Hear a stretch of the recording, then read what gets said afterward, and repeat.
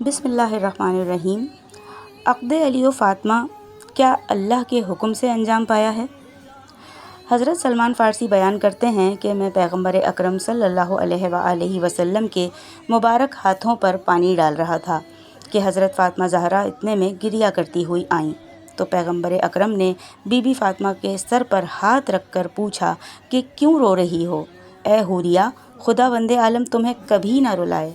تو be be Zahra نے فرمایا کہ میں قریش کی چند عورتوں کے قریب سے گزری تو وہ میرے اور حضرت علی کے بارے میں نازیبا باتیں کرنے لگیں۔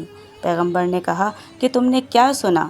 تو بی بی زہرا سلام اللہ علیہا نے کہا کہ وہ کہہ رہی تھیں کہ محمد کو کیا ہو گیا ہے کہ اپنی بیٹی کا عقد قریش کے ایک نادار آدمی سے کر دیا۔ پیغمبر نے فرمایا کہ بیٹی، خدا کی قسم میں نے علی کو تمہارا شوہر قرار نہیں دیا، بلکہ خدا نے خود تمہارا عقد حضرت علی سے کیا ہے۔ آسمانی جوڑے کے لیے پیغمبر اکرم صلی اللہ علیہ وآلہ وسلم نے کیا دعا فرمائی؟ شادی کے ولیمے کے بعد رسول خدا علی کے ہمراہ گھر میں داخل ہوئے اور بی بی فاطمہ کو آواز دی۔ جب فاطمہ نزدیک آئیں تو دیکھا کہ رسول اللہ کے ساتھ حضرت علی بھی ہیں۔ رسول اللہ نے فرمایا کہ نزدیک آ جاؤ۔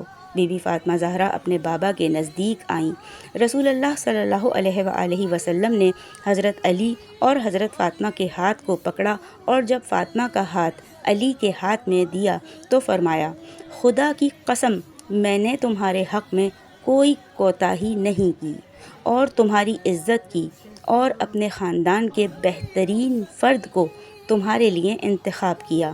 خدا کی قسم تمہاری شادی ایسے فرد سے کر رہا ہوں جو دنیا اور آخرت میں سید و آقا اور صالحین میں سے ہے۔